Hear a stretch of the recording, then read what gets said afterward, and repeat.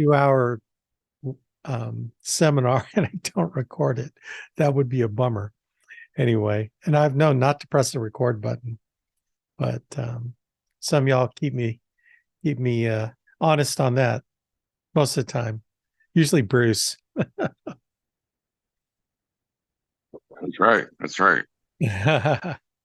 All right, man. Well, I'm fired up. Been prepping myself on. I've done these in the past. They've actually gone 3 hours, and I think the biggest thing is I see. I've kind of have this engineering brain. I've got both left brain, right brain, because I do music and that sort of thing. But then also the analyst nerd engineer in me kicks in, and sometimes that's not a good thing because really what you need to learn is you don't need to learn as much how the sausage is made. You just need to sell the sausage. You know what I'm saying? Sell the sizzle of the sausage. I've got to stop talking like those metaphors because I'm just going to make me hungry. Anyway, so I'm I'm going to endeavor to do less of that, only to the extent for you to understand why the illustration does what it does. When I explain it to you, then you'll understand, like, oh, that's why when I do this to the illustration, it does that. And then when you back off from another number, so I'm going to give you just some basic knowledge so you'll understand, the cost of insurance, and I'll actually show you all those things.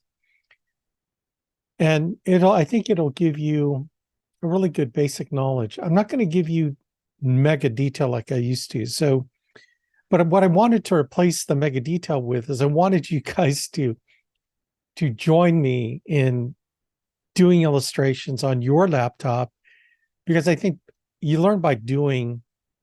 It's hearing, right?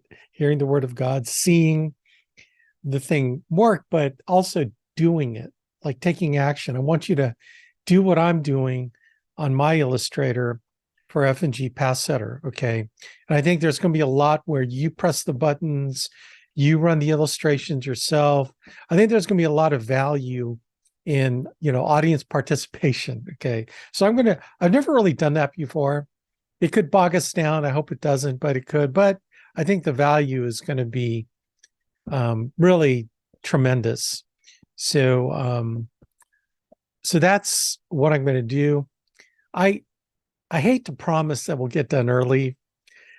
Don't you hate teachers that do that when you're like in school? It's like, I think we're going to get done early, and then they take the entire 50 minutes. I hate when they do that. So I know I'm like, but I'm optimistic. Okay. So if it takes 2 hours, it takes 2 hours, but at least I think you'll get some level of skill and understanding that I think will be very important in your career with us long term.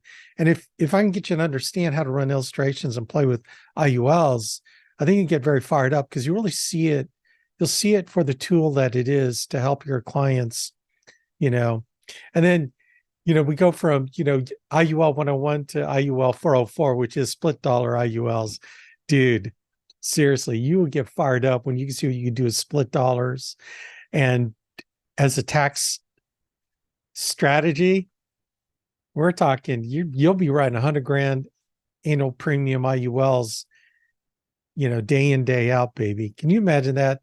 Like, let's say your target premium is 88,000 a year. And, even if you're at a 65% contract, what's the 88,000 times 0.65? That's a $57,000 commission. It's pretty crazy, right? How would you like that happening when you're implementing a tax strategy that involves split dollar IULs? Or, there's so many other things like meching an IUL. If someone has money, I don't think I'll have time to show you that but meching an IUL, if someone has money, instead of selling them an annuity, you dump that 250,000 IUL, you'll make way more money than your annuity commission. And there are real advantages to putting clients in a mech IUL versus an annuity, like serious advantages. there's so many nerdy things you could do with IULs, but we're just going to teach you the basics and get you fired up about what a great tool this is. All right. So that's what I hope to accomplish. And I think we'll get there, and then, we'll get rocking. So last swig of coffee, I've been up to since 5:30.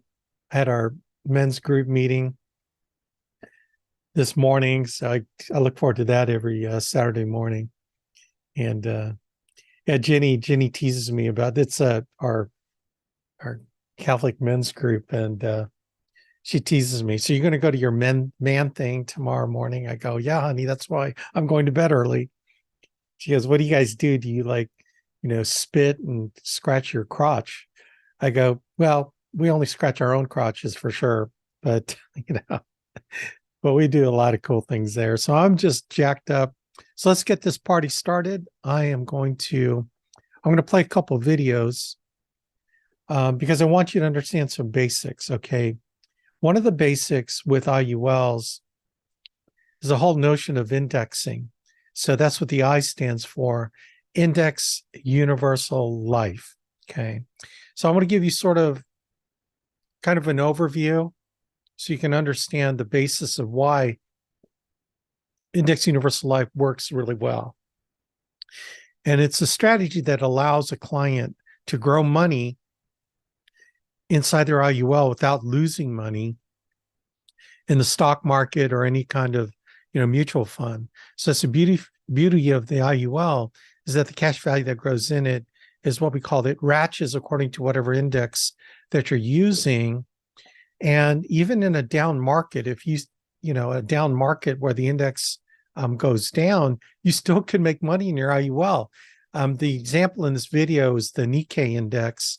For 10 years, if you measured it, the downward trend was this way. But because it spiked up and down, because of indexing, you actually made money during a downturn in the market. So I love this video because it really explains the power of indexing.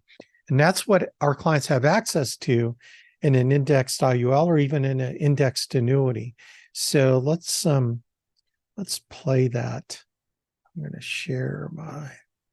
You may have taken a hit in the stock market crashes of 2000, 2008, or maybe both, and thought, I never, ever want to do this again. Even if I can't have the gains of the stock market, I never want to lose money like that ever again. Well, you're not alone. And that's what we're here to talk about today. How to never lose money in the stock market and still beat inflation. First, let's cover a common misconception about the stock market called buy and hold. This strategy used to work. It's how Warren Buffett built his fortune, along with so many others in the 20th century. But in the 21st century, things are a bit different. It used to be that tried and true companies would rise to prominence and then predictably dominate in their category for decades. But now, as we saw in the dot-com bubble, many companies are number one today and gone tomorrow. They're not stable and long-term like they used to be. So let's look at a real-world example of how the buy and hold strategy has failed miserably. This is a graph of the Japanese leading stock market index, the Nikkei 225, in the last part of the 20th century. Notice what happens in the graph between 1989 and 2009, a 20-year period. If an investor had $1,000 in this market in 1989, by 2009, it would have been worth $271.01. How's that for a buy and hold strategy? You lose 73% of your money, and that doesn't take into account inflation. You'll see over this period of time, there were gains and losses. There were actually 9 gains and 11 losses. In 2005, there was even a 40% gain. But the losses outweighed the gains in the big picture, and the end result was 73% loss at the end of 20 years. Now, what if we could do 2 simple things? Let's say we could make our losses 0. No matter what the market does, you don't lose money. Now let's say in the gain years, you could get those gains, but only up to a certain percent, let's say 14%. So even in the market we're up 40%, you only got 14. If you could have done just those two things in the Japanese market, that account would actually have gone to $2,281.34. That's a 120% gain during a 20-year period when the market itself actually declined by 73%. Here's another picture to show you how this works. Let's say the stock market, and we're talking the US stock market, is going up and down 10% every other year. You would think that the average gain would be zero, but in reality, your account probably technically is upside down. You actually would have less than you started with, and here's an example. Take two accounts. One is an indexed account where you can suffer no loss when the markets are down, and the other is invested directly in the market like the S&P. Both accounts start with $1,000. At the end of the very first year, the market's up 10%. So both accounts are at $1,100. The next year, the market loses 10%. The index account stays at $1,100, while the other account drops 10% to $990. The next year, both accounts go up 10% again. So the indexed account goes to $1,210, while the S&P account only climbs to $1,089. So here's what the numbers look like over the next 10 years. The bottom line is, at the end of the 10th year, the S&P market account is at $950, which is actually a net loss of 5%. The index account is up 61%, a total value of $1,610. That's the power of zero, never having to suffer a loss when the markets are down. By utilizing the power of zero, never taking a loss, you've turned a period that could have been really volatile time in your life into a 61% gain in your assets. How is this possible? How can you always benefit from the gains in the stock market but not have to suffer any of the losses? Fixed indexed annuities use sophisticated investing tools called options to realize this benefit for you. All right. So who is fired up about indexing? Now, this speaks specifically to indexing using annuities, but it works exactly the same way in IULs. Is that cool? Where even if it seems to stay the same, you're losing money in one scenario, and then the regular scenario of being invested in the market. But when you're in an index, it just keeps ratcheting up. So that's kind of cool, right? I mean, you should get fired up about that. I am. You know, the power of zero, right? People think zero is a bad number. No. When it comes to indexing, zero is a great number. You know, so anyway, and you know, the beauty of it is the market is going up for all kinds of reasons. Actually, market can go up because of inflation. It's kind of weird when you think about it, but yeah, inflation causes the market to go higher than the next, you know, and this is where you get the ultimate inflation hedge is in a product like this, right? So hopefully we're not having to convince you that indexing is a good thing. So I just wanted you to understand some foundational concepts related to IULs as it applies to indexing. So the next thing I want to share with you is the idea of the tax-free retirement aspect of IULs, because I'm not going to, you know, really go into depth on why. We have presentations on, you know, the Alliance has a presentation on IULs on how to sell a client an IUL. I think at the end of the day, selling an IUL is just really pointing out a few things. Like I don't let an illustration sell an IUL, but I use an illustration to sell an IUL, and I'm in control of it. I don't just send someone an illustration. That's where you can really cut to the chase. I mean, there's a certain point where you appeal to the client's greed, not their need. Okay. And I'll maybe share with you I will share with you how to explain an illustration. Sometimes that's all you need to do. I mean, you can make IUL sales honestly without having gone through a whole rigmarole, right? But I want you to understand some basics so you know what you're saying has a level of moral authority. And actually, the ultimate moral authority that you have in explaining it is if you own your own IUL, like me, you know, it's kind of like hair club for men, right? you're also, you're the founder, but you're also a user of the product.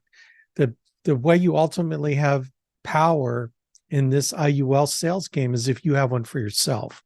And when you can show a client yours, now mine's a little bit unusual because it's a premium financed IUL. And I'm telling you, man, you sell premium financed IULs, now you're talking, $100,000, $200,000 commissions, which would just blow you away. Plus the renewals on those are huge. But anyway, I don't want you to get too excited if I explain all the ways you can make money, because God forbid I get you too excited because, we don't want that. So let me share with you another. So this video really kind of goes into tax deferred versus tax-free strategies. And this is the value of an IUL is that it's tax-free, right? The cost of the IUL is insignificant compared to the tax benefit when you're taking your money out in policy loans, compared to tax deferred strategies, 401ks and tax qualified vehicles, self-employment, IRAs, et cetera. So this will really get to teach you the idea of why tax-free is way better than tax deferred. So let's dig in. It's only 10 minutes. Okay, here we go. Thank you for letting me know. In this particular episode, we want to talk about creating tax-favored income in retirement. My uncle was a CPA growing up, and he shared what he thought was conventional wisdom with me. And it's the same conventional wisdom that many financial professionals are still using today with their clients. They recommend that you maximize your 401k and your IRA contributions. They remind people that nothing outperforms the stock market over time. There's safety through diversification, and you've got to take a risk in order to make money. We hear financial professionals every day sharing conventional wisdom with their clients and their prospective clients. But guess what? Conventional wisdom can be wrong. If you were to sit down and have a conversation with your clients and you were to ask them, what is the magic number that conventional wisdom says that you need to retire and be comfortable? The vast majority of your clients are going to give you a number like $1 million. So let's take an opportunity to look at what $1 million using conventional wisdom can do and the caveats of using conventional wisdom. And let's see what that looks like. So let me introduce you to Sean. Sean recently graduated college and he married his high school sweetheart. And using conventional wisdom that his Uncle Bill has shared with him, Sean wants to retire at 65 with $1 million in his 401k. So the question we want to ask is this: who really benefits from tax deferral? Whose $1 million plan is it really? So here are the assumptions we're going to use. Sean is going to contribute $6,000 a year for the next 40 years into his company 401k. He's going to earn an annual rate of return of 6% annually, and Sean is currently in a 30% combined federal and state tax bracket. Now, using these numbers, based upon current tax code, Sean is going to get an $1,800 deduction annually for the next 40 years. That's going to total $72,000. And at the end of 40 years, magically, Sean has his $1 million accumulated tax-free. All of the stars aligned, and Sean now has his $1 million. If Uncle Bill were still alive, he would be proud. But as Sean gets ready to retire, he remembers Uncle Bill saying, hey, if you've got a great rate of return, let's live off the interest. So $1 million earning 6% is $60,000 a year in annual interest. But Sean just found out, maybe he knew it, but he hadn't really thought about it. But now that he's taking money out of that 401k that's grown on a tax deferred basis, all of a sudden Uncle Sam sticks his hand out and says, it's time for you to pay the piper. And Sean's got to pay taxes on that money. Well, over the 40 years that Sean's been alive, he's seen tax rates continue to rise. And now all of a sudden, Sean still finds himself in retirement in the same 30% combined federal and state tax bracket. So $60,000 a year at 30%, $18,000 a year Sean is paying in taxes. So he's netting $42,000 a year. That's not too bad until you do the math. And when you begin to do the math and think about what just happened, in 4 years after Sean retires, he's already paid taxes equal to the tax savings that he received over 40 years of saving. And if Sean lives to the ripe old age of 85, guess what? He's going to pay $360,000 in taxes. That's $18,000 a year for 20 years.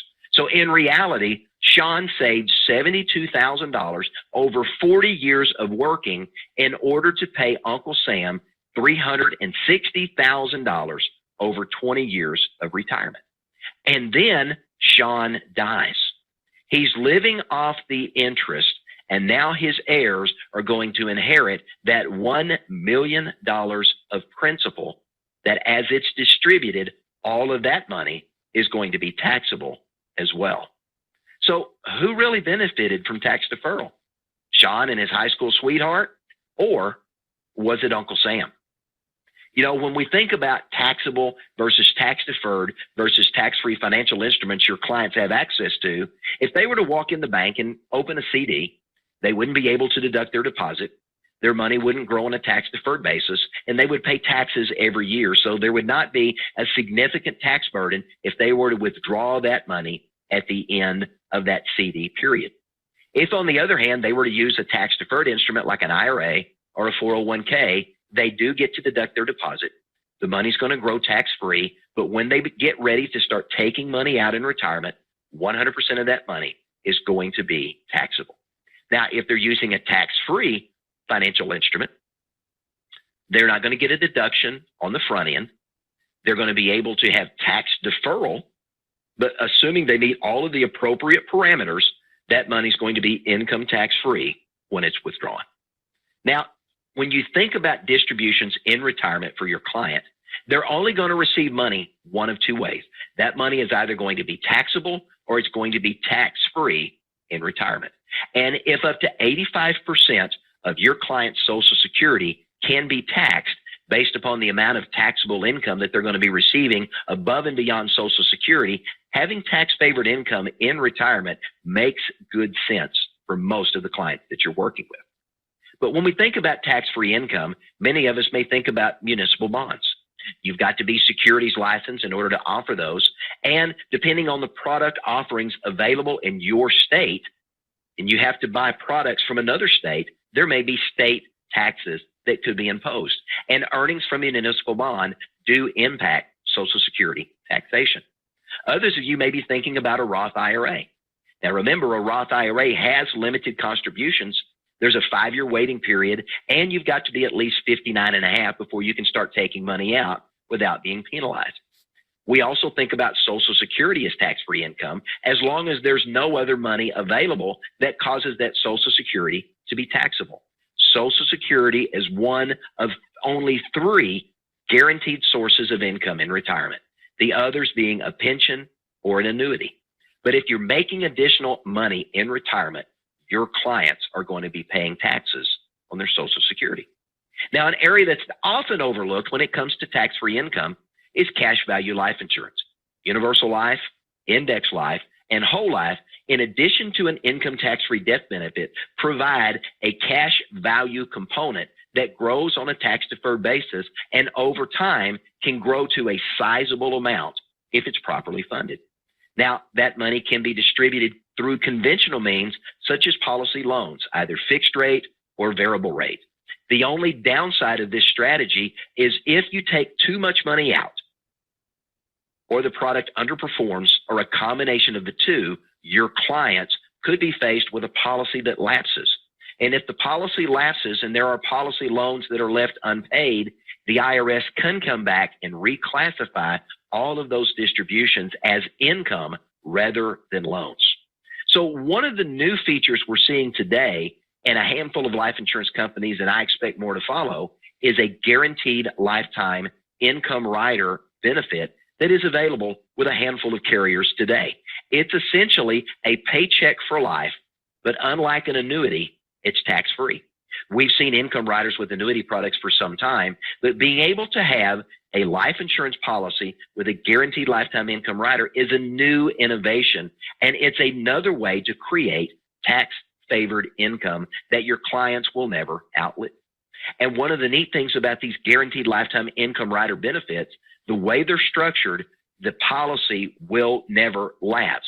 So your clients don't have to worry about taking out too much income or the product underperforming, because guarantees are there to prevent that policy from lapsing. Now, if you were to have a conversation with your clients and ask them to create the ideal tax-free solution, most of them would say they'd like to see unlimited contributions. At the same time, they'd like to see not only tax-deferred growth, they'd like to see tax-free distributions. They don't want to have to deal with required minimum distributions. And for some, they don't want to have to wait till 59 and a half to have access to the money without a penalty. Many of them like the idea of market-linked returns, but they also like the idea of having protection against market loss. They love the idea of a self-completion mechanism that if you die early, the plan completes and tax-free money is still distributed to your heirs. They love the idea that if they want to use IRA money to fund this ideal tax-free solution, there's a way to help pay the taxes on those IRA distributions. And lastly, they'd love to be able to pass whatever they don't spend during their lifetime to their heirs, income tax-free. Well, ladies and gentlemen, there are financial solutions that offer these benefits. And what are they? Cash value life insurance policies, universal life, indexed UL, and whole life. So if your clients are looking for tax-free income in retirement, including guaranteed lifetime income, they're looking for a predictable rate of return, they're looking for principal protection from market loss, they're looking for a self-completion mechanism if they die early, and also the access to living benefits where they can go into and get access to those policy benefits if they get sick along the way, cash value life insurance is something your clients should be looking for. All right. So that rocks, doesn't it? I think it's the power that we have being able to have clients take advantage. And that was only a 10-minute presentation, right? I tell you, selling IUL does not have to take a long time. You explain these concepts and people are going, why haven't I ever heard of this, right? And that is a great presentation. Like, I would just rip that one off, you know. Oh, I didn't share the audio. I thought I shared. Oh, did you guys hear that all right? Did you not hear it? Yes, we heard it. Okay. Yeah, next time. Yeah, I'm sorry. You'll be able to hear it on the video. So when you play the video back, and I'll give you these recording links, you know, because these are really valuable. So let me see. Let me share with you another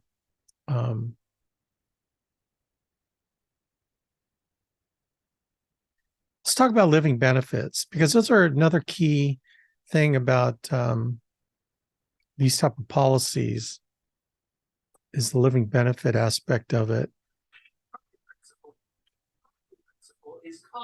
Okay, so let me share this. This is another 10-minute. I really want you guys to get really dialed into the benefits, because I think if you get dialed in to the benefits of Index Universal Life, you'll get passionate about it. When you talk to clients, will be super excited. I think clients will be super excited. I think when it's, whoa, what happened there? That was weird. Whoa, what happened there? Oh, someone unmuted. Unmuted. Yeah, okay, that's where I get the feedback. I think this is the last one that I want to share with you, because I think that this one's a really good one. This talks about living benefits. So we talked about the benefits of IUL as far as being able to access tax-free income. We talked the other benefit of indexing, the power of indexing, where you won't lose money, but you'll gain money. And let's talk about the final benefit of IUL, which is the idea of living benefits. And again, another bonus compared to, you know, IRAs or 401ks is this idea of the living benefits. Let's share this. key money principle is called living benefits. The purpose, the goal of living benefits is to give you access to a big pile of money so that you never miss a beat financially. Let me give you an example of how it works. Let's say you're going through life and that's your income, and you're going through life and that's your expenses. By the way, keep your income above your expenses. Do me a favor and think of somebody you know that's maybe had a negative life event, like a heart attack. They were going through life and they had a heart attack. Brother, sister, cousin, aunt, somebody on Facebook, a school teacher. Think of somebody who's had a negative life event like a stroke. How about cancer? Those are the big three. Think about the person you know that event has happened to. For most people in America, when that event showed up, their income went down. For most people in America, their expenses went up, and where these two pieces cross, 62% of Americans end up in bankruptcy, and it's medical bill related. Health insurance paid the doctor, but what didn't it pay? Rent, mortgage, car, debt, college, food, your income. It didn't replace your spouse's income. It didn't even pay Netflix. I mean, if you have a negative life event, aren't you going to stay home and binge watch Dexter or Game of Thrones or Blacklist? Yeah. So what do? We reach into our savings to pay Netflix. We reach into our 401k, our IRA, we pull it out of our house. We pull it from our business. We call mom and dad, help! We move out of our house and we move in with mom and dad. That's why our parents moved to Florida, no basements for us to move into. That's why kids move to Arizona, no basements for the parents to move into. Here's what living benefits very simply does. Living benefits is access to a big pile of money. When this negative life event shows up, living benefits gives you access to a big pile of money so that your money coming in stays above your rising expenses. Living benefits' goal is to replace 100% of all the money you need to pay for every expense in your household for you, your wife, your spouse, replaces your income so you never miss a beat financially. I want to use life insurance as the example tonight. Does anybody out there have any life insurance? Think about why you have it. No, think about who it's for. It's not for us, is it? It's for them. It's for my wife. The purpose of my life insurance is if something happens to me, I leave 10 years of my income to my wife.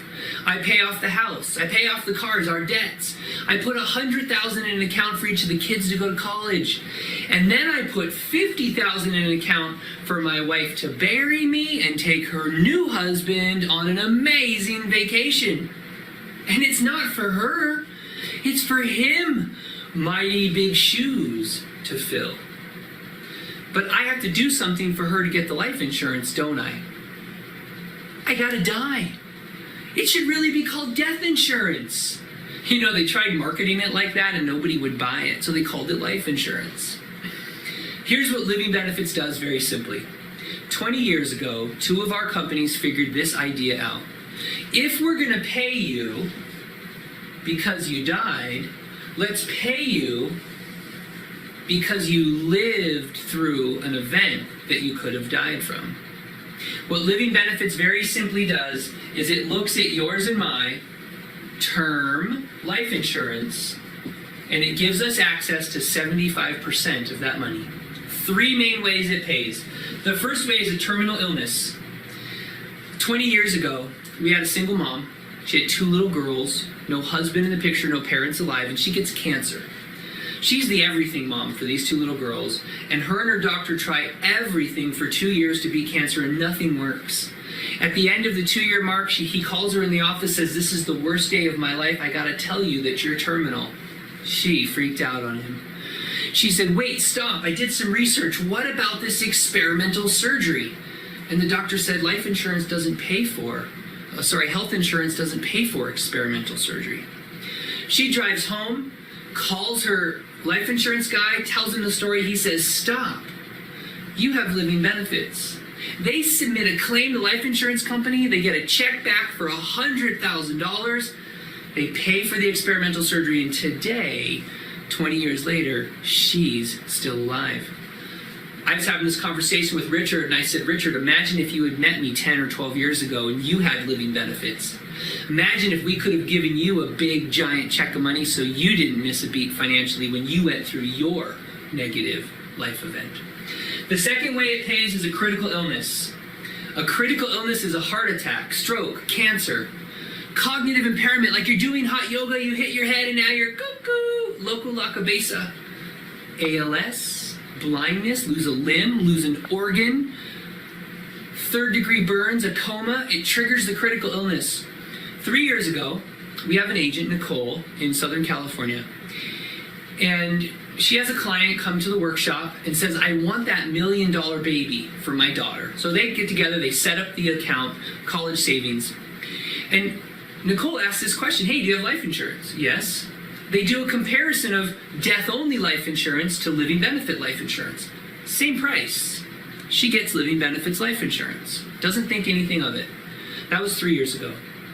1 year ago, she calls Nicole. Nicole, I got diagnosed with cancer. Most people don't live through this cancer. They take the diagnosis from the doctor, they send it to the life insurance company. Life insurance company sends her a letter back and says, you can have 300 of your $400,000 life insurance policy.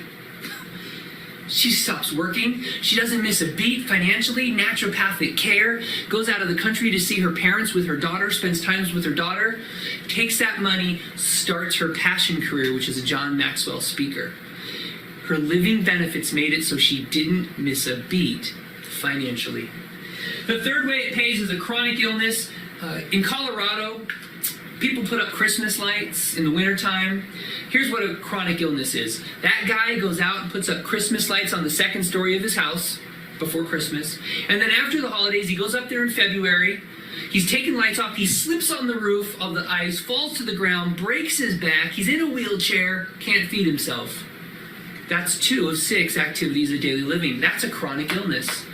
Triggers the chronic illness, and living benefits pays him every month for 50 for 50 months, replaces all of his and his wife's income so he doesn't miss a beat financially. The last way living benefits pays is if you die. Here's what we know statistically. Right now in America, you and I are 8 times more likely to have one of these events before we have one of those events. We also know this. Of all the people in the United States that have life insurance, only 10% have living benefits life insurance. That means 90% of the population out there has the old death-only kind, and they could have living benefits life insurance for virtually the same price as their life insurance. All right. So I know they talk about term, and we have a lot of term products that have living benefits, but we also have IUL products that will do the same thing, exactly the same thing. Okay. What's interesting is that in general, our whole life products don't. The final expense products really don't. And it's not really designed for that because it's only like 15,000, 10,000, 25,000.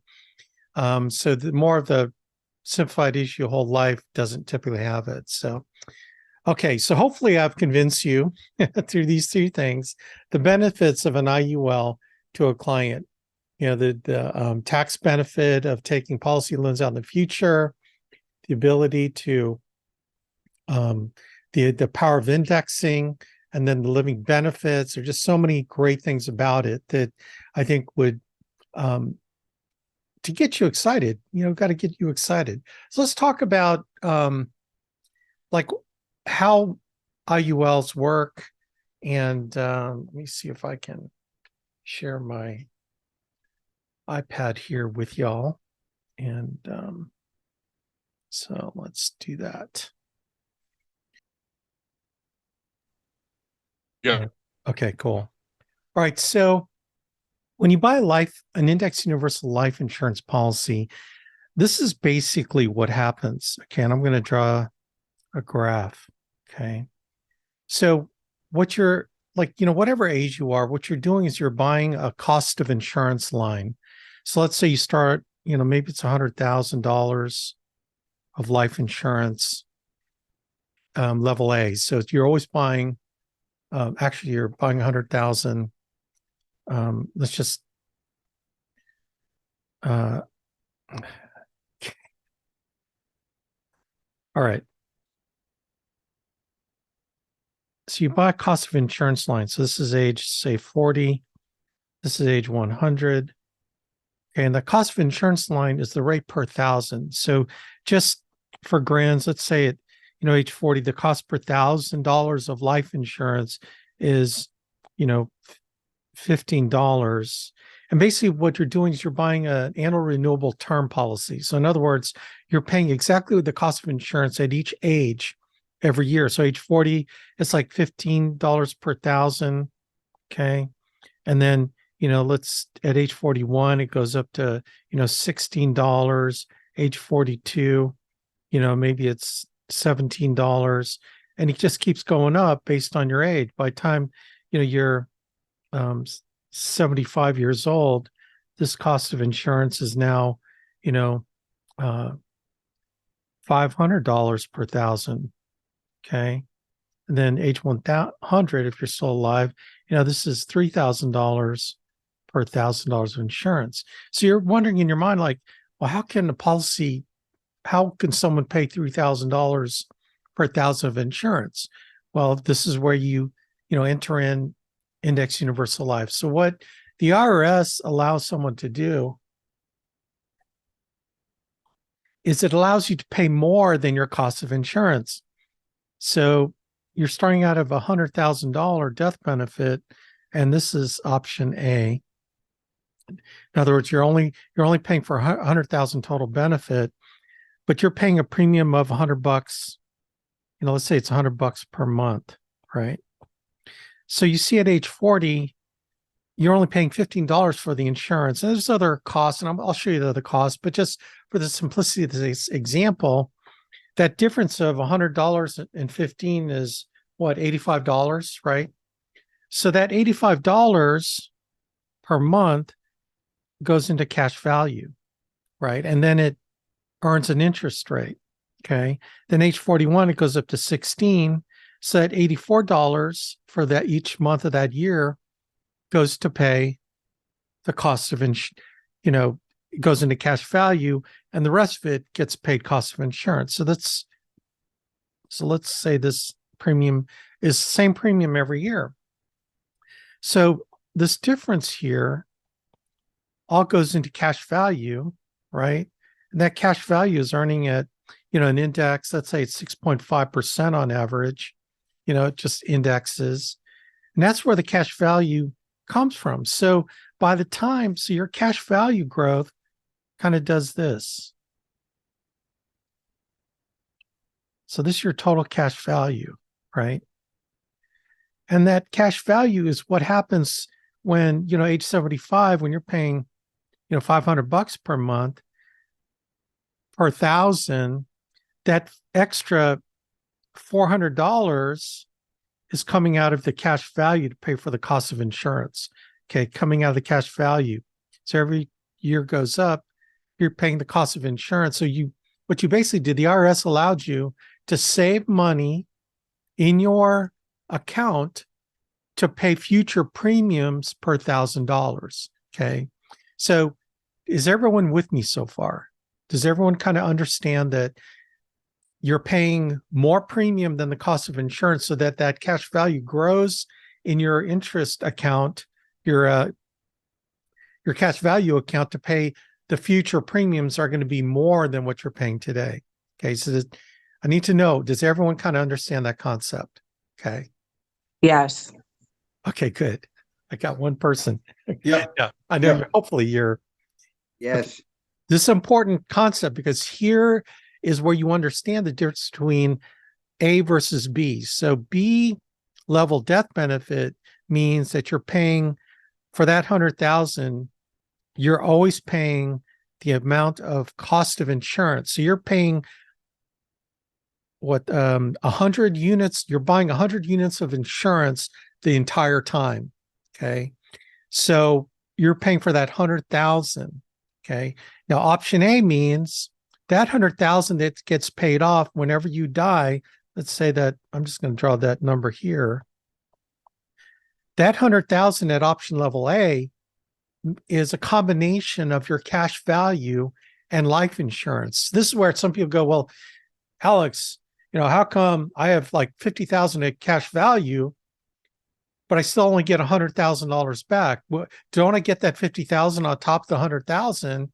It's like, no, because part of your cash value becomes part of your death benefit.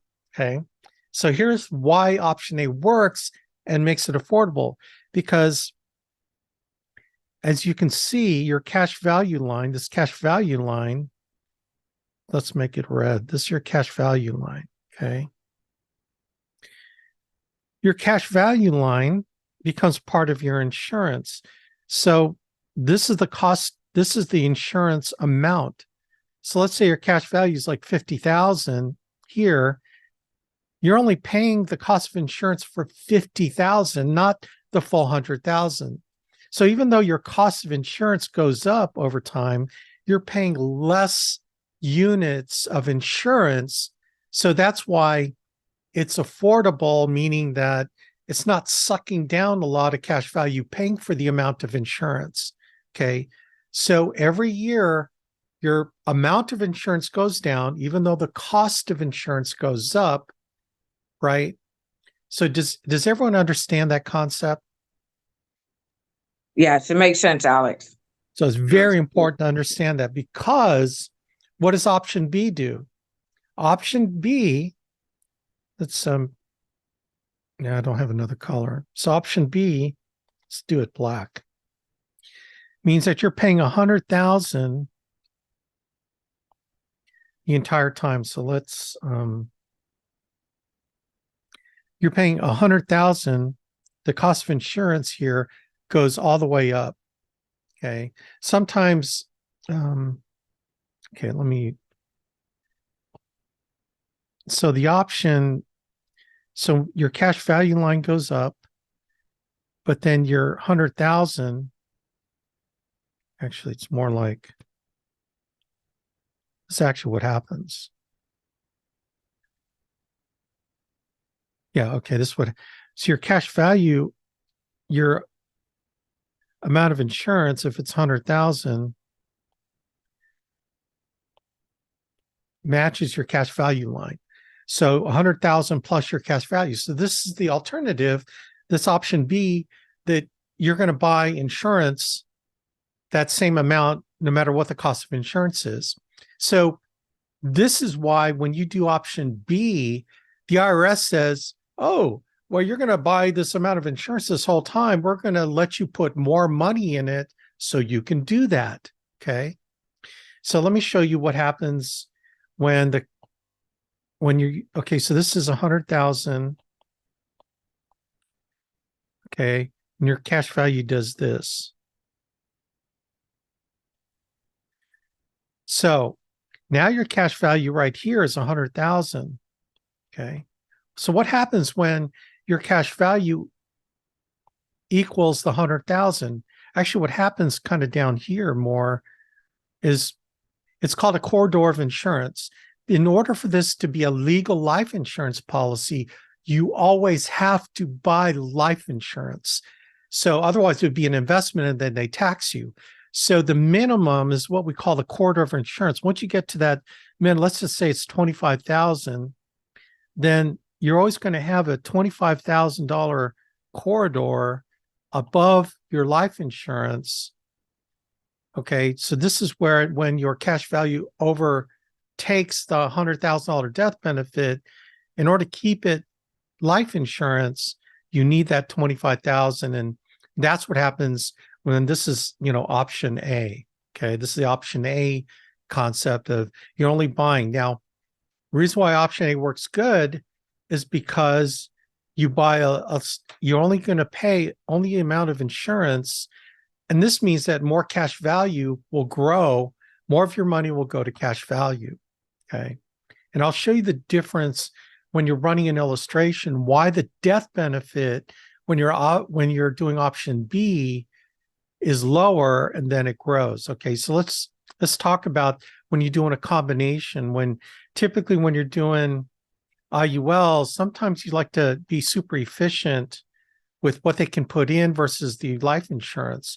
So a lot of times, so this is your cash value line, okay, and you're at a constant premium payment. So sometimes what happens to help a client maximize what they can put in is you're going to be at, this is level B, death benefit.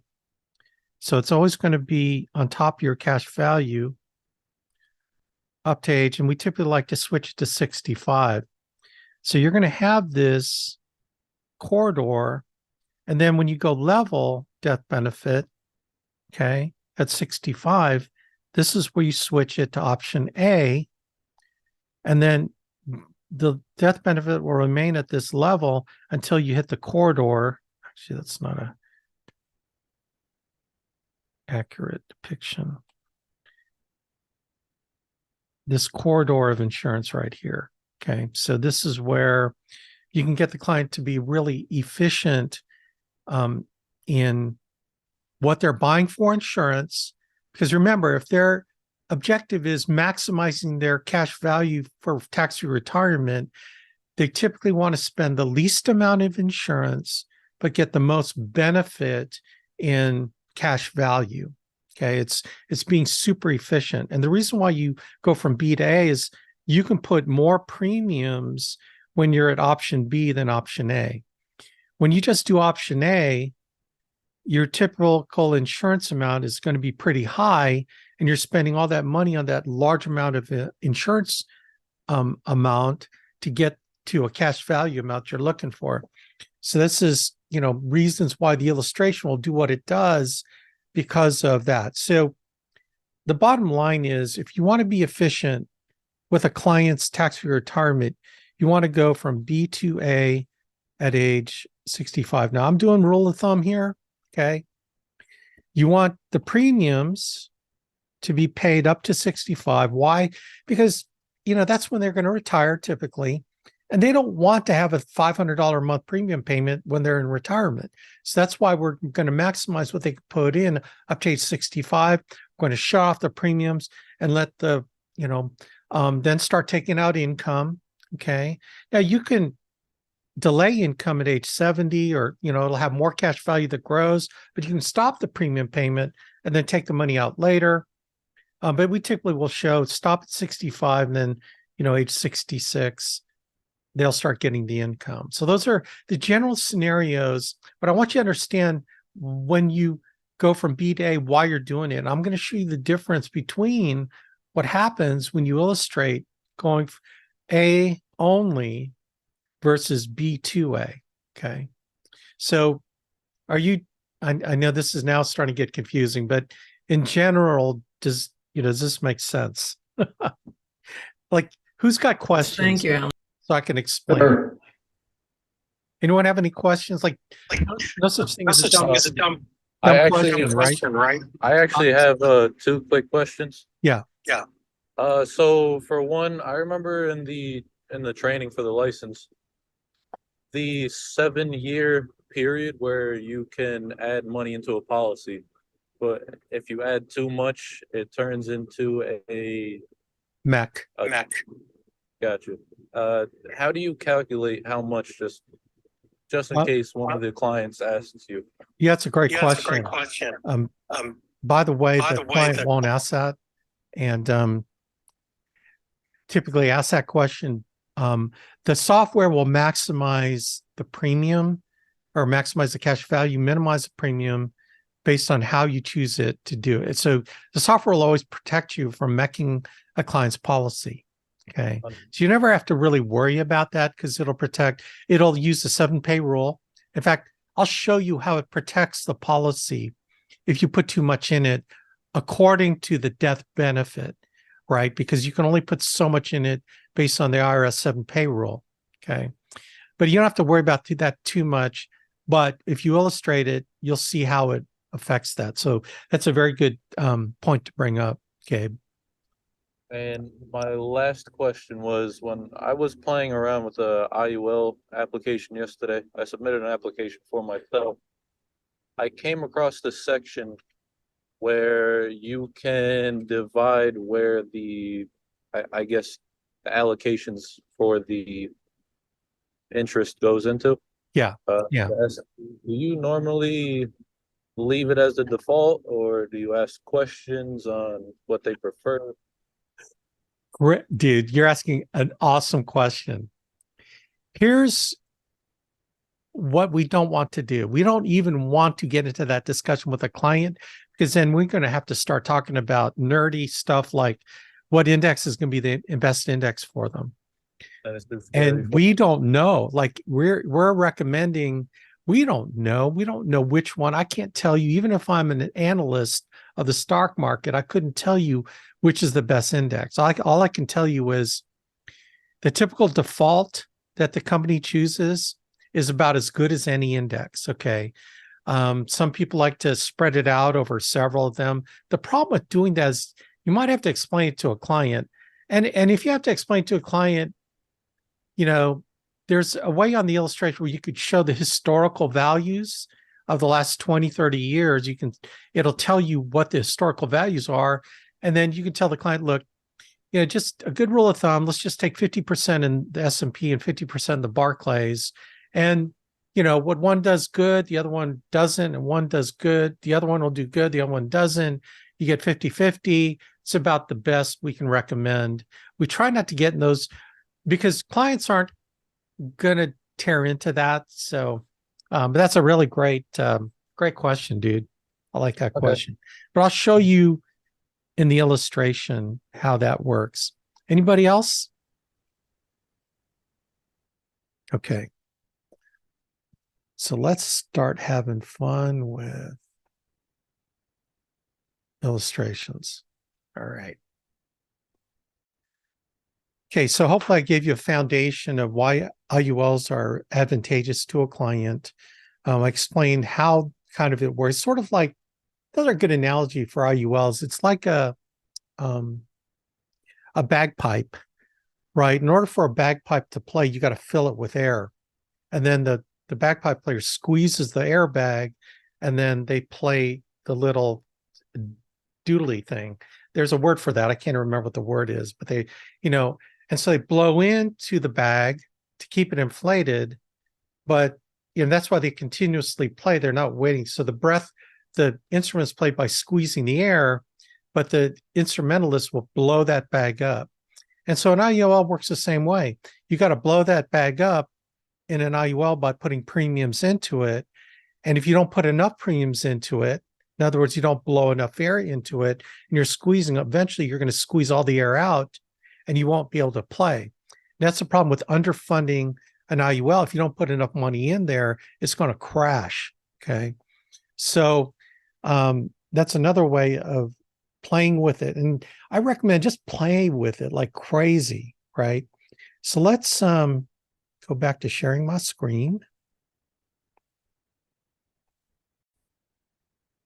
And then let's go to F&G Life.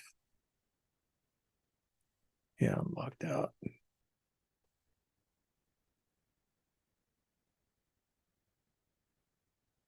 Okay, so you go to, like, how to get there is you go to the ARC,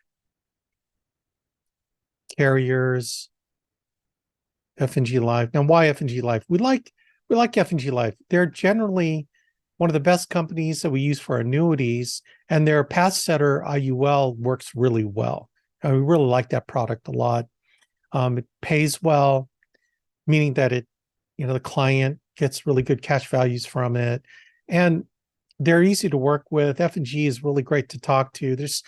So that's the one I would recommend as sort of your go-to. North American is the next really good one, and then Columbus Life. There's some advantages with that product, but I would just focus on getting good with F&G Path Setter. You cannot go wrong. If that's the only one you ever wrote, you really can't go wrong with that product. And that's why we like it. So you click on visit agent site, and that puts you into here. And then log in. So I'll log in as a financial and insurance professional. And then your ID is your NAA number, then your password. Usually get that from getting contracted. So where you go is you go to Sales Tools, Illustrations, and then you click on Start New Case, like website. I'm sorry, website.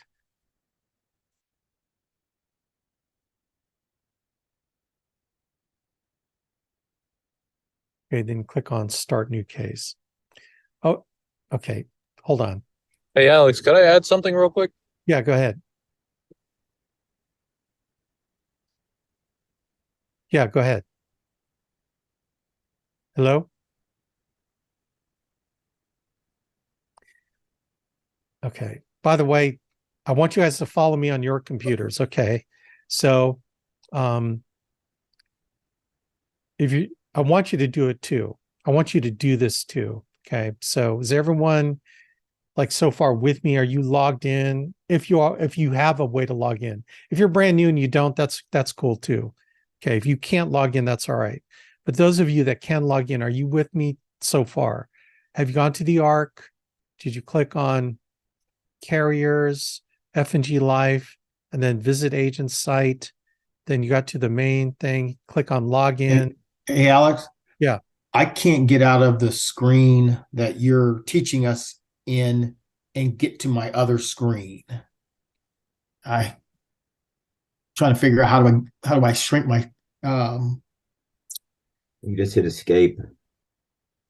Yeah, hit escape. perfect. Okay. Yeah, and then it'll minimize it. Yeah, got you. Yeah. Yeah, sometimes when I do a share, it like maximizes your screen. And then to get out of that maximize state, you hit escape and it'll shrink it. Perfect. Got you. I'm back. Cool. Thanks. Anyone else? Are you all with me? Yeah, you said it was our NAA number and then our password. You have a special password for F&G Life. If you don't know what it Okay. is, you got to I'm get just it. gonna let it go. Yeah, I You am need- contracted with them. Yeah, so you need to call them and figure out how to get the password. It's in Right, the thank you. welcome letter that they send you in your email when All you right. first. Thanks. All right. Is everyone kind of with me already? Are you here? I'm there, Alex. Okay. Well, I know you would be, Scott. Okay. So what you want to do is you want to click on Start New Case. And then I'm going to put Joe Smith, date of birth, 10/26, 1982. What's Joe at age 40? 10/26, 1982. Then case description. I like to do TFR, tax-free retirement. That really doesn't matter. You can put whatever you want in there. It's just, then choose your state, whatever state you're in. State of confusion. I don't think confusion's in here, but your state, and then product type, index universal life. Then click on find available products. Okay. So you should have these options: Everlast, EQDEX, Execudex, Path Setter, and Trail Setter. Okay. Is everyone with me so far? Okay. And click on Path Setter, click on Select.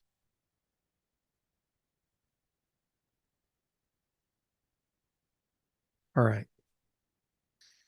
So these are the parameters that you can put in, and it's very simple. You can see there's not like a gazillion things. It's laid out pretty well. It's not like North American, or actually North American's not bad. Columbus Life is all jumbled. You have to really know what you're doing. Here you can sort of walk through everything. Now, what we're going to do, and this is what we typically do with a client, like I promise you can sell one of these in 10 minutes with a client by just showing them what you can do an illustration like this, and and the client will be jacked up because you can show them the benefits. So I'm going to do that with you. I'm going to do it two ways, but I'm going to just do a basic illustration so you guys can, do something very basic. So underwriting class, I always do, if they're tobacco, I go tobacco standard tobacco. If they're non-tobacco, I just go non-tobacco. I don't do preferred. I don't go super preferred. I just try to go standard health. I don't, if they're better health, then they're going to get better cash values. But I just want to baseline everything at a very conservative level. Now, if I know they're going to be rated up, like diabetes, then I'll rate it up. Okay, I'll show worst case, and sometimes I'll call the carrier with all the information and they'll tell me what to rate them at. If you're going to do ratings, you can go rated non-tobacco, and then they would tell you table 4, and you hit okay, right? And then it would be rated non-tobacco, but we're just going to go tobacco straight up, okay? And then this is important because just like what Gabe is asking, the solve for is really where all the magic happens. It just makes everything so much easier for you. You don't have to do a lot of thinking. All that stuff I taught you is all sort of the basis of you understanding what happens when you mess around with the parameters, but you're just doing a straight up tax-free retirement proposal for someone. You choose max accumulation and income. Okay. Just choose that. Now this window will come up. You guys can see this window, this purple-ish window? Yes, we can see it. Okay, solve inputs. So what you want to do is you want to keep it on solve for face. Okay. And then we want to specify premiums. Okay. So we're going to go to monthly because I typically like to quote monthly. And let's just say that, the client, sometimes we just, if the client has a couple $100 a month, $500 a month, whatever, let's just throw, $250 a month just to start. All right. So what I like to do is monthly premium. I'm going to go 250. I'm going to hit the checkbox. Okay. So is everyone with me so far? Did you switch it to monthly mode? Did you put duplicate entries for all and then 250 per month? Is everyone with me so far? Okay. And click OK. All right.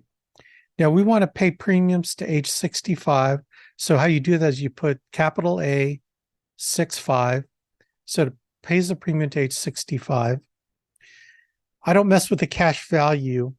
What this says is I want the cash value at age 120 to be $1,000. So in other words, it makes it conservative in that at age 120.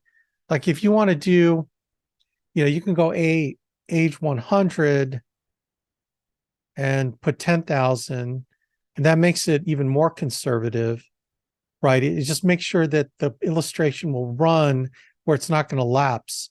But, I just use 1,000 at age 120.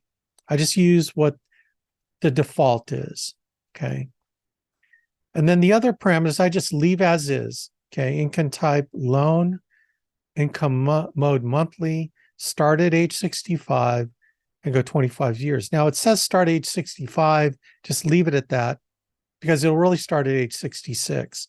Just leave everything, just don't mess with it, okay? Don't mess with it. You can mess with it later, but I'm just wanting to show you a basic illustration now. So you click OK. All right. So we're solving for the face amount. So this initial face amount does not matter because it's going to be solved for when you choose max accumulation and income. So everything just now we're keeping it at option A because I'm going to show you the difference between option A and then option B. So option A will give us a result. Okay, so let's just leave it option A and, just leave everything the same. Like my default, I don't know if your defaults are different. My default is 50% S&P annual point-to-point, 100% participation rate. Illustrated rate is 7.23%, and then I got 50% Barclays 5.84%. And it just kind of gives me a balance. Okay. I don't even talk about this to a client. I just leave the defaults. Everything else is at default. And I leave just living benefits supplemental report. But in this instance, just to teach you, I'm going to choose the monthly charges and expense report so I can explain why charges are taken out early in the policy. Okay. You normally don't have to do it for a client. In fact, I would not recommend it for a client. I would just keep it at the living benefits supplemental report. Okay. Is everyone with me so far? In other words, just leave everything else default for now, and let's just choose option A. Okay. So to print out, yeah, I'm not monitoring the chat. Oh, okay. Yes. Okay. Now, what you want to do is you want to click on View and Print Illustration. So click on that. And it should go through the calculations and come up with the illustration.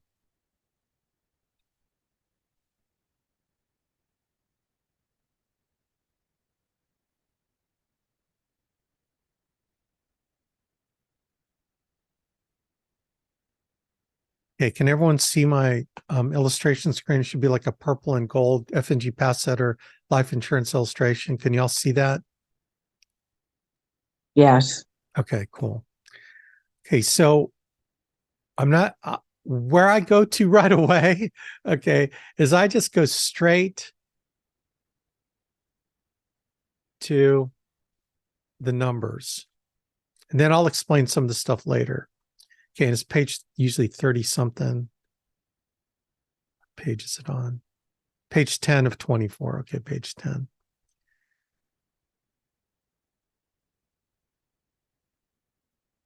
Page 40. Oh yeah, okay, we did, so it's 3,000 a year. So here, the plan premium outlay, you see 3,000 a year up to age 65. So this illustration shows them paying a total of $75,000, okay, through the course of 25 years, right? Now notice the death benefit is $232,765, and you can see that it stays that same amount. So to illustrate, if they die at year 10 at age 50, they're going to get $232,765. However, there's $23,782 in the account value. So the actual amount of insurance they're buying is $232,765 minus the $23,782. And that difference is the life insurance that they're buying at the life insurance premium rate for that age of age 50. Okay. Remember I said they're paying an increasing amount of cost per thousand as they get older. Okay. So there you go. 230. Alex, could you go through that one more time? I kind of got lost there for a minute. Go through. Okay. Okay. So in year 10, if they die, their beneficiaries are going to get $232,765, right? But part of that $232,765 is made up of $23,782 in cash value. Okay. So the difference is the amount of insurance that they paid for, because part of that death benefit is the cash value. Okay. Now notice that they died in year 1, they get the beneficiary will get the same amount, $232,765, but the account value is only $1,832. So the difference in life insurance they're going to receive is that difference between $232,765 minus $1,832, and that's the amount of life insurance. Okay, does that make sense? Yes. Yes. Okay, so this is option level A, meaning it's the same amount of life insurance, but part of that life insurance. And okay, so let's go here. $232,765. There's $122,000 of cash value. So they died age 65. You subtract this 122 from here, and that is the amount of insurance. So you can see that the amount of insurance they're purchasing grows less and less over the years. Okay. Now notice the cash value that they're pulling out at age 66 is 11,433. Okay. Now remember, when we put in when do they start paying the the cash value? It's 65. Okay.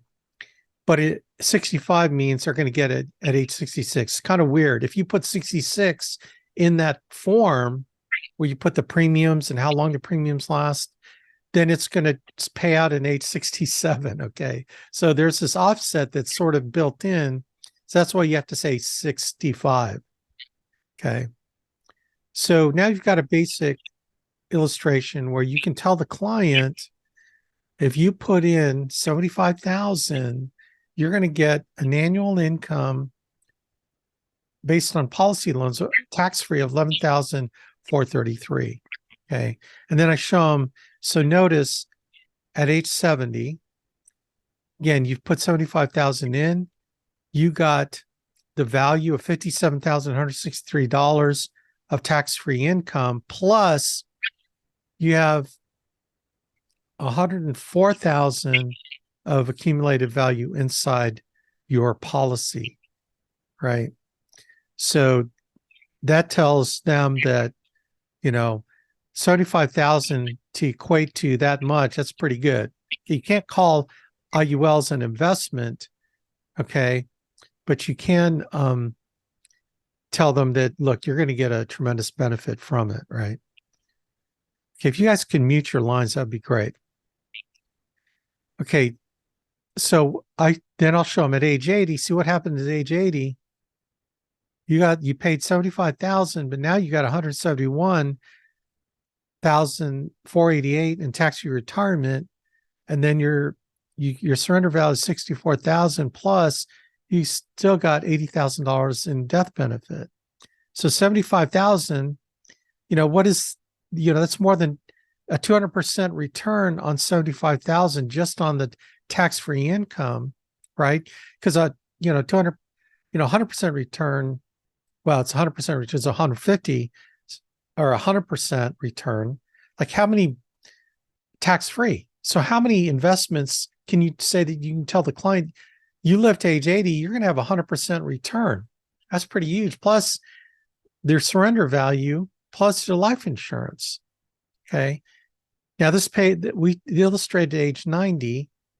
So now you can just do the summary here. You put 75,000 in, you had the benefit of $285,000 tax-free, plus you got $34,965 in death benefit. Now, Mr. Client, do you see what multiples of your $75,000 premium payment will return to you if you live to age 90 or 80, right?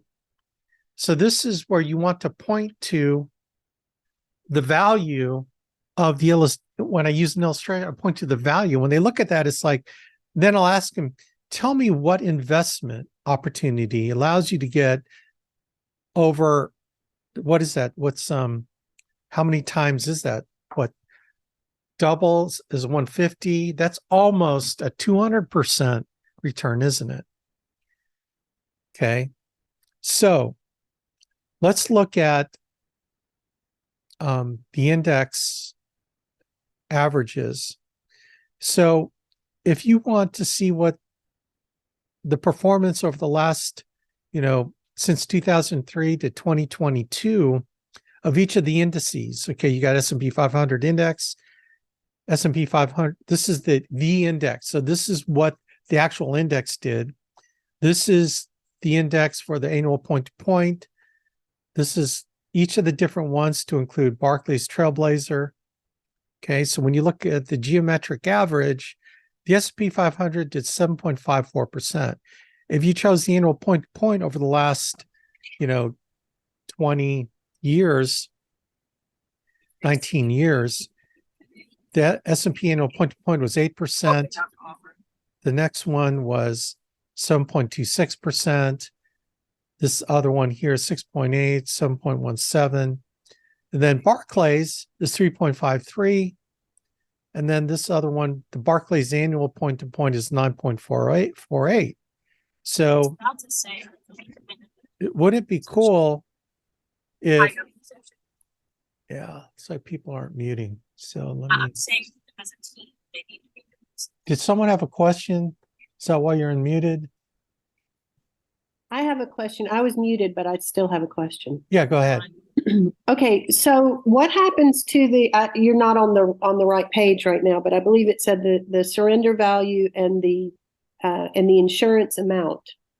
If you die at age 80, I think it said. Okay, well, Hold on. okay, thank you. So you die at 80. Your surrender value is 64,000 approximately, and your death benefit is 80,000. So your beneficiaries get the 80,000. What happens to that 64,000? That 64 is part of the 80,000. Oh, okay. Yeah. I completely don't understand how that. I really, yeah. IULs have always really mystified me. I really don't. I can't understand that. But well, yeah. Let me kind of point out some things that you're going to mention to your client. One thing that I show them is I tell them, look, all the fees and everything's taken out in the first 10 years. So that's why you see, like I tell them, you know, you're going to look at your account. They're going to give you a statement at the end of 10 years. You put in 30,000, but your surrender value is only 21,994, and your account value is 23,782. Why the difference? And why isn't it more than 30,000? Because you talked about an interest rate. And I warned them. I say, now you're paying all the fees up front, all the cost of insurance and all the premium fees, and everything's really handled up front. After the 15 years that your policy's been in force, this is where your surrender value and cash value start matching up. So year 16, you see that your surrender value and account value are exactly the same, which means that the insurance carrier kind of hedged their bet that over 15 years, you're not going to surrender, and that they have enough time with your money to earn all their fees and costs, so that after the 15 years, your money starts to really accelerate. So this is a long-term picture. This is not designed to just keep doing this for 10 years or even 15 years. If that's all you want to do, then this is not the right vehicle for you, Mr. Smith, right? So going back to what you're asking, it's Deidre, right? yes. Okay. Deirdre. Okay. Deirdre. Okay. Okay, thanks. I always have trouble with that name. I apologize. That's okay. Okay. So the account value, surrender value, again, I go back to its option A, right? Option A means that the cash value that grows is part of the death benefit. So let's see, you die in year 10, actually the surrender value will actually be what's part of the death benefit, but the client's going to get the beneficiary will get 232,765. Okay. Then here it's still 232,765, but there's less in life insurance and more in cash value. So when you start getting to age 80, like you were asking, it's the same concept. 80,000, the net surrender value would be 64. Okay, that is going to be part of this death benefit. So it's a small amount of insurance as part of that, but that's because it grew over time. And remember that if they die, those loans are paid off already. So the loans have been taken out of the death benefit already. Okay, so that's another reason why the death benefit goes down, are the loans are like secured by the death benefit. Okay, so let's talk about costs. Remember, I added it in here, but I would not add it if I were sitting down with the client. This is I think this is what I was talking about as far as the average. So you can look at that, but I wouldn't go there. Charges and expenses. Okay. So what you'll notice about this page is it tells you what they're charging out of the insurance premiums in order to pay for this policy and get all the things costs out of the policy early, so the policy can start taking off, really after 10 years plus. So what you have is a premium expense charge. So that's just part of the policy. I guess you can call it a policy fee, whatever, but you got a premium expense charge that pays, gets first 10 years, it's more, and then it's consistent every year until they stop paying premiums. That's why it goes to zero. Now, see, cost of insurance, again, it's based on the amount of insurance you're purchasing, okay, and your rate per thousand at each of these age ranges. So you can see the cost of insurance, grows over time, and then it drops down because the amount of insurance drops down.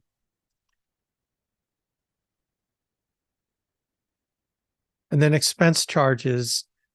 Most of the expense charges are in the first 10 years, and then it drops down over time. Okay, so this is why, you can visually see where the charges are early in the policy.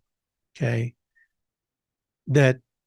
and that's why you have to tell the client, because you're getting a client, if you don't explain this, they're at year 3, they're going to say, look, I put 9,000 in. How come only show my account value is 5,800? You're going to get them, they're going to get mad at you or whatever. You got to explain. And sometimes you have to remind them what happens. And then you got to, fast forward to, the end of the policy, right? To show them that, hey, remember the benefit. You have to kind of remember this benefit here, like 75,000 to get 285,000 tax free, and you have some life insurance, right? Okay. So you just got to keep it simple. Does that make sense so far? Just keep it simple. If you just point those things out, then you should be okay. All right. Yeah. Question? Yeah, this is more directed towards you. I don't want to confuse anybody that hasn't come across it yet. But I'm sure in the amount of years you've been doing this, some people really want to do this for the investment opportunity opposed to the life policy. Do you deal with certain clients where you will change up the rules and do, let's say, like a 60-40 policy or a 90-10?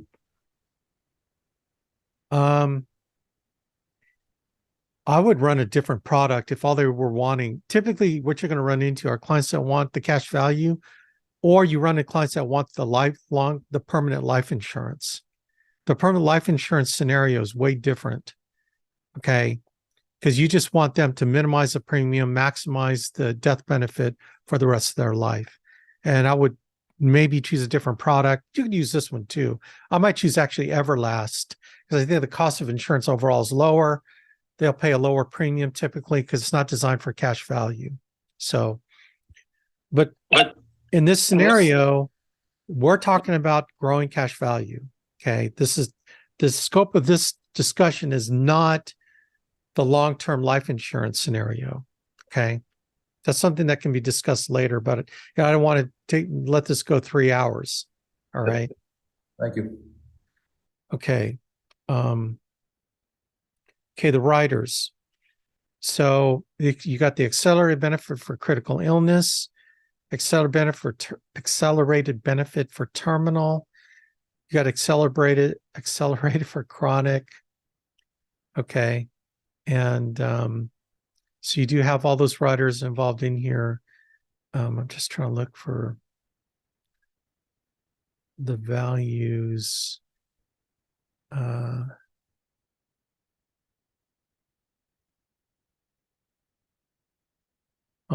It's not as nice as the NLG one that shows the values. But anyway, it has all those in there. Okay, the last thing I'm going to cover, again, just keep it basic, is the target premium. So the question is, what do you get paid on the policy like this? So you get paid on target premium. You don't get paid on how much they put in. Oh, here it is. Accelerated benefit riders. This shows you chronic illness discounted benefit, that if they activated that, critical illness, and so on. So that's the section where you find it. Let's go to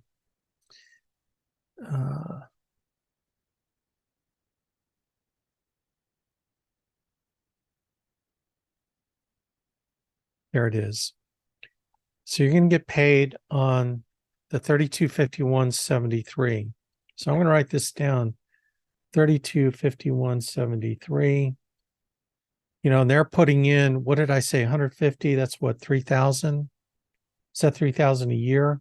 So you're going to get paid on the 3,000 because you're not going to get the 3251 because they're only putting in 3,000.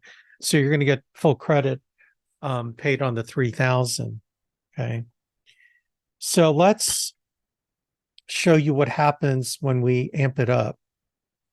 Okay. So a lot of times we like to show what would happen if, right? And, oh, did that knock me out? Shoot.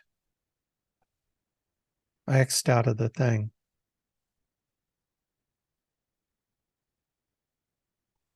Let me view my cases. There we go. So again, this goes into appeal to their greed, not their need. So I go, Joe, let's just say you got more money that you're going to put into it.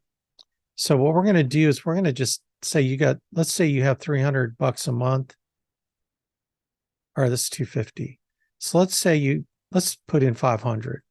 Let's show you what happens. 500. Okay. Okay. Let's leave everything the same.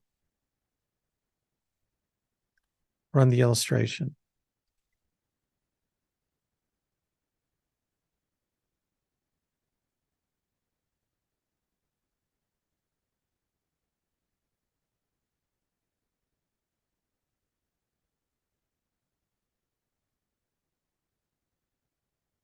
Okay, you guys see that, the illustration?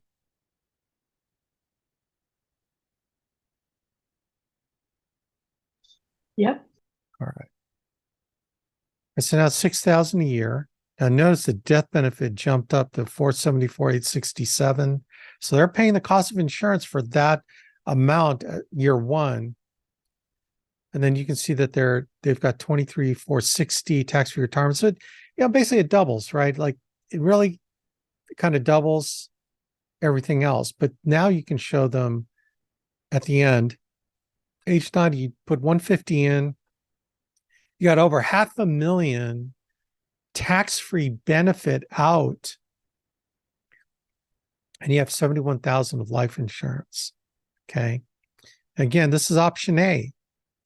So let's show you what happens when we do it differently, where we want to make their payments efficient and minimize the cost. Okay. So, okay, I don't want to X out of the thing. So what we're going to do is we're going to change it here. So death benefit option A, we're going to go varies option B to A. So this, remember the B is the same amount of death benefit you're paying for up until age 65. So we're going to change it at age 65 and then it levels everything out. So let's take a look at what happens to your illustration.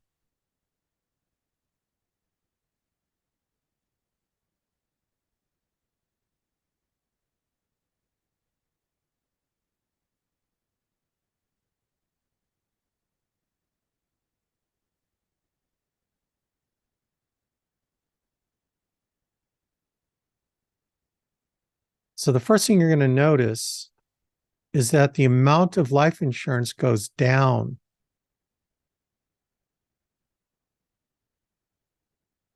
Let's get there. And notice it was like what, 474,000, I think. Now it goes down to 196. Now notice the death benefit increases by the cash value that grows. Okay.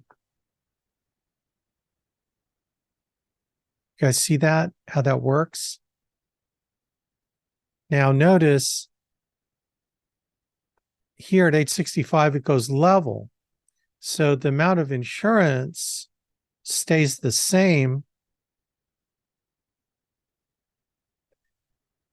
And so now the amount was more. So what was it before? It's like 200 something, I think. Let me see if I can pull that other. Yeah. So notice 23,460 a year. So they put a one. Oh yeah, this is at the.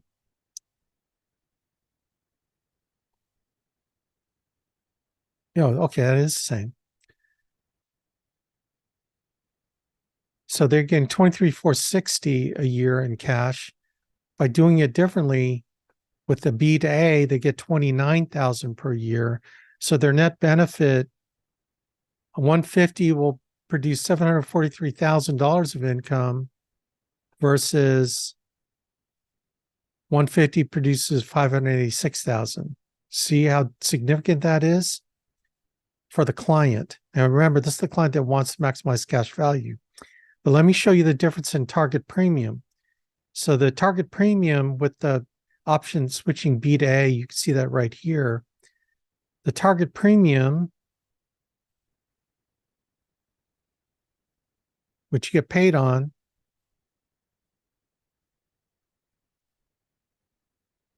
is $2,678.22.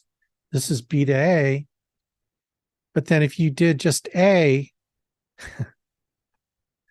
almost don't want to show this number, but no, but it's important to understand what happens. Not that you do everything for target premium, but notice the target premium is $6,633.89. So that's again, you're going to get paid on the 6,000. So that's a significant difference, right, in target premium. And it's all related to the amount of insurance they're purchasing it up front. Okay. Does everyone understand the difference? The difference is the amount of insurance. Target premium is based on the amount of insurance. All right. Is everyone with me? Silly. Okay. So, but Hey, Alex, yeah. just real quick. Yeah. The target premium for the 6,633 was for A, or was it for B? For A. Because remember, when you're Gotcha. doing A, it's going to maximize the accumulation based on the larger amount of insurance because you're buying the insurance level for the entire period of time. Gotcha. You're just keeping it at that. And remember, this is where you're paying for the insurance, but also your cash value is part of the insurance. So that's why over time you're paying less. But when you're doing option B2A, it just grows the amount of death benefit based on your cash value, but you minimize how much you're buying up front, which is why the target premium is so much lower. All right. Got you. Okay. Now, I'm not going to mention it. There's some guys there's a trick where you can get maximum target premium and then you drop it. I'm not going to talk about that because that's I used to know a guy who was in our business that did that, and that's kind of that's a little bit slimy. He just did it to make more money, and he convinced the client that it was a good thing. But there are ways to mess with this that aren't, really right. Although you can do it, and then it maximizes your commissions. But we don't, we do it what's right for the client. So this is the idea of running an illustration simply to do a tax-free retirement. So you can see kind of how quickly you can do it. So here's what like I said, what I do is max accumulation income. I go B to A because that's going to be in best interest of the client. I change it at age 65, right? The details, I put the amount I sell for face, I specify the premiums. Typically, this discussion is how much money would you like to put away per month for your tax-free retirement? That is the discussion. Okay. Now, here's other cool things you can do. Okay, this is, so when you talk to your clients, like, okay, you're age 40, you can put $500. Do you think you make more money at age 50? Yeah, actually, age 50 typically is someone's highest earning potential. So do you think that age 50, you'd have to have enough to put in? Let's just go crazy. You go from 500 to 1,000. So would it be okay to show you what happens if you just put 1,000 per month at age 50? Click OK. And then we're just going to keep everything the same. You stop making premium payments at age 65. So let's run the illustration and see what happens.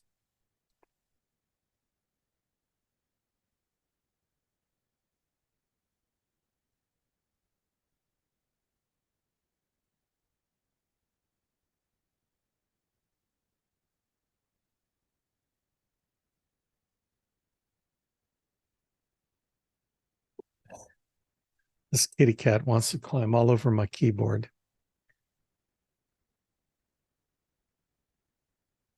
This is actually kind of cool.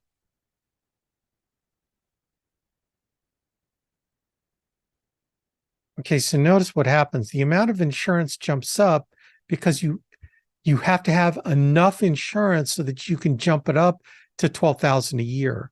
Okay, that's the reason why it increases I call it headroom. It increases the ability to put money in later. And this is a legit way to increase your target premium because you're giving a client more ability to put more money in later. Okay, you're giving them a real scenario. And so what happens is, now look what happens to his cash value per year, 40 grand. That's rocking, man. What you did was you showed them how you could put more money in later, and he's gotten a tremendous benefit. If you go to $240,000 to get $1 million of tax-free retirement plus $124,000 in life insurance, that's 4 times. That's like 400% return on $240,000. Joe, can you do anything in your investment strategies in other, tax deferred vehicles where you have to pay taxes on it, that you can get a 400% return on what you put in, and includes $124,000 in death benefit and death benefit throughout, plus the living benefits or chronic illness, critical illness, and terminal illness. And the chronic illness acts like a long-term care policy. So if you lose 2 activities of daily living, instead of losing money on a long-term care policy that you're paying on, this will act like your long-term care policy, and you'll have death benefit that'll help you cover those expenses related to being unable to perform 2 activities of daily living. Okay, now let's look at the target premium. Right? That's what Jesus said. You should get paid for your work. So now your target premium went up to $4,316.70. Again, by providing value, you deserve proper compensation. Okay. Is that cool? Now, let me tell you what happens when you put all these different scenarios in. What F&G is going to do is they're going to run their signed illustration. Like, you can get the client to sign this and everything's cool, but the illustration that comes back with the life insurance policy will not be this one that you showed them, because what they do is they run the illustration on year 1 numbers. So they're going to show 6,000 a year. They're going to show running at 313,306 to age 120. Okay, that's what, because the insurance company is going to put in the contract their year 1 parameters, and then they're going to pretend like that's going to be, but you and I know that the client signed the original one that had all the different, things in it. So you have to kind of warn your client, that's just how they do it. The illustration is just the best guess. There's nothing locked in stone. It's not contractual.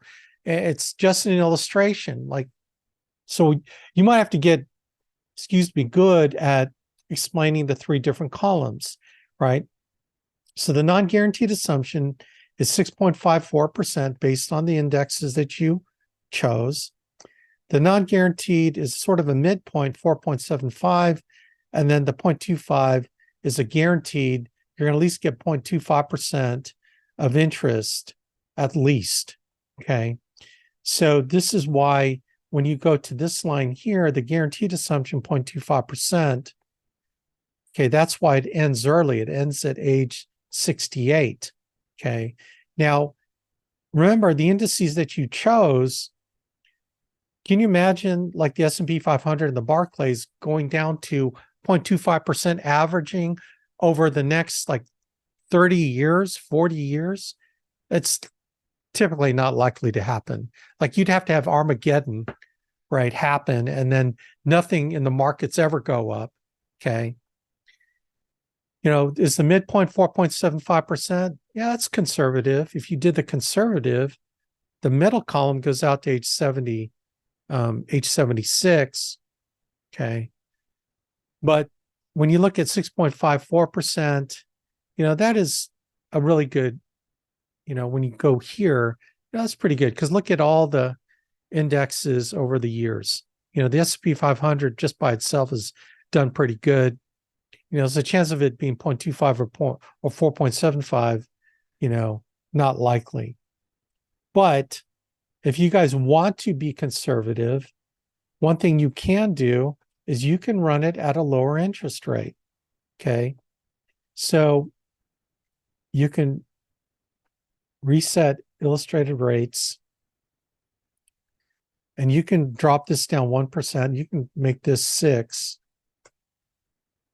and make this one 4.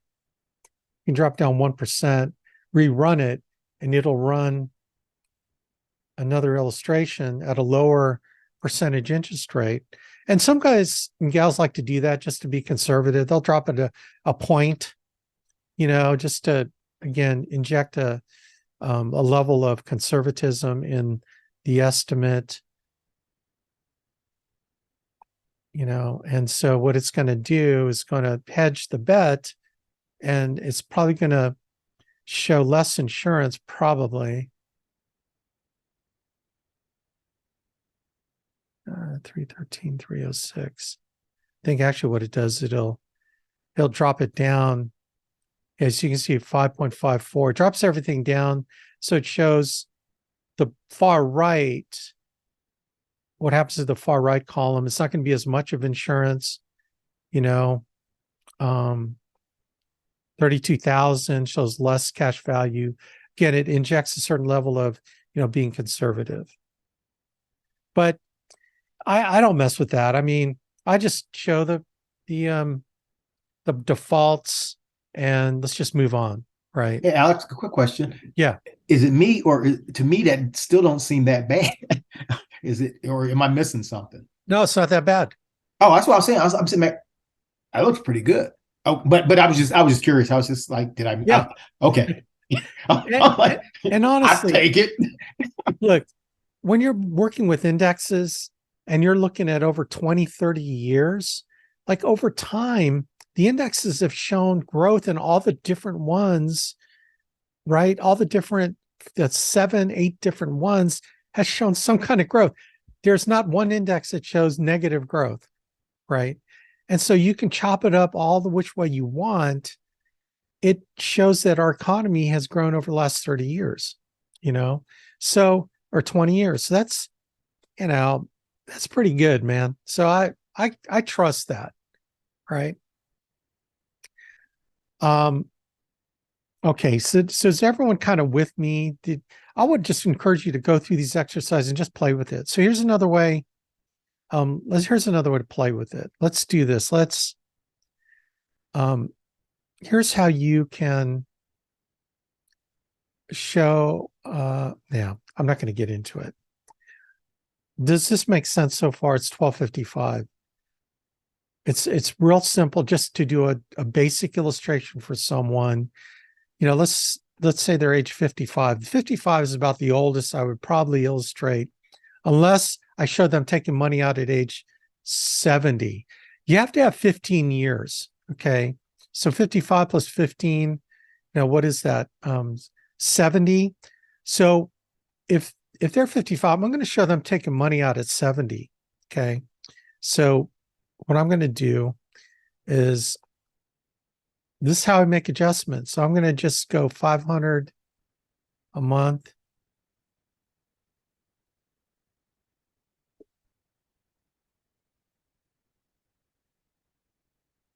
See, the older ages, the cost of insurance is higher. So it's not going to look as good, but, pay premiums age 65, but let's take the money out at 70. Let it grow in there. Actually, you probably ought to pay to age 70.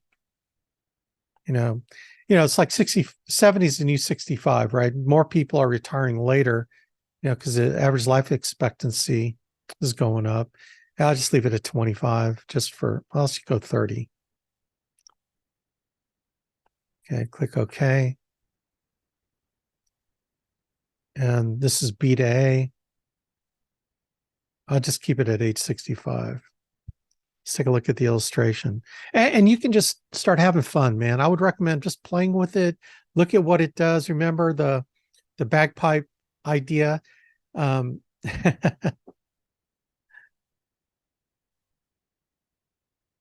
So this is a 50-year-old, or what did I say, 55?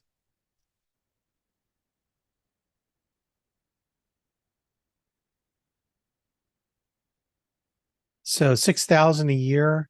They have 15 years that they put in. So 15 years they put in, so they're taking money at age 71. I extended the length. If they live to 95, chances are not going to. Oh, wow. It went all the way to 100. I wonder why it did that. Oh, you know what? I didn't probably.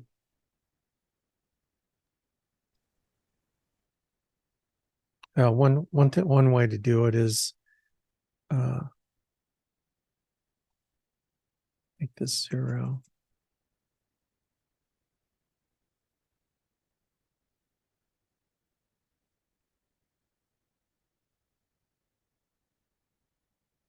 So you can just like make these little, tweaks here and there and see what happens. But to run a tax-free retirement illustration, this is all you have to do. Choose max accumulation and income, adjust those parameters, and you're rocking and rolling, man. You're showing someone a IUL illustration, pointing to those things I mentioned, not getting too bogged down, and you're on the way. Because people they start choosing how much money they want to put in. That's really what it comes down to, right? Let's see if it ended. For some reason, it went to age 100. I'm not sure why that happened. Anyway, so I'd like to give it 15 years, and that's sort of a thing that I think is important. Give it 15 years. If they don't have 15 years, then I'm not going to illustrate it because I don't think it's going to be a good benefit, enough of a benefit for them, right? Because it's got to really make sense. And anyway, even if they live to 85, 90,000 to get 128,000 benefit plus 70,000 life insurance, it's still not bad. And that's all tax free, right? So, still not bad. But anyway, all right, cool. All right. Who's got questions for me? I got 1 o'clock. I was just going to say that if you do that B to A, that's not an automatic thing, right? The client will need to remember. If I remember, Gina was saying before that you'll have to call F&G and have them do that manually. So it's not automatic. Not automatic. So this, again, the illustration will just go B to, will just option B the whole time in their illustration that they sign that the one that will come with their insurance policy. So that's something you have to track with your client on annual reviews. Okay. Yes. Yeah. Nothing's automatic.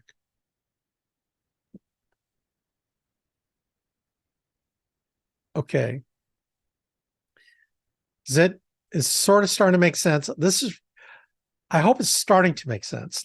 I know it won't fully, you won't fully grasp it, but if you can get to the point where you're doing illustrations for people, putting how much money they want to put in, and then you're good to go on being able to talk to someone. And if they want to find details, just tell them, look, I'll get the answer back to you, but when I've ever sold IULs, and I've sold as much as a 120,000 a year IUL, the target premium that was like 100,000. And then that was on a split dollar actually, which is cool. And then the other one I did was 60,000 a year. And that target premium was like 50 something thousand. And that was pretty cool on a 40-year-old. He loved it, man. It was really cool. So anyway, okay. Anyone got any questions? Well, I will get this out to everybody. Email me your, if I don't have if you on this call, obviously either Patrick, Connors. So I'll send it to Patrick, and then all my folks in my base shop, you'll get on my email blast this video. And then again, I'd encourage you to just play with it. The software just run all kinds of different scenarios. And if you have any questions, let me know. This is fun. It starts to get really a lot of fun to be able to do it. And then, okay, gang. So thanks everybody for being on here, and appreciate y'all. Thank you for doing this, Alex. Thank you, Alex. No problem. Yeah, seriously. Thanks, Alex. Thank you, Alex.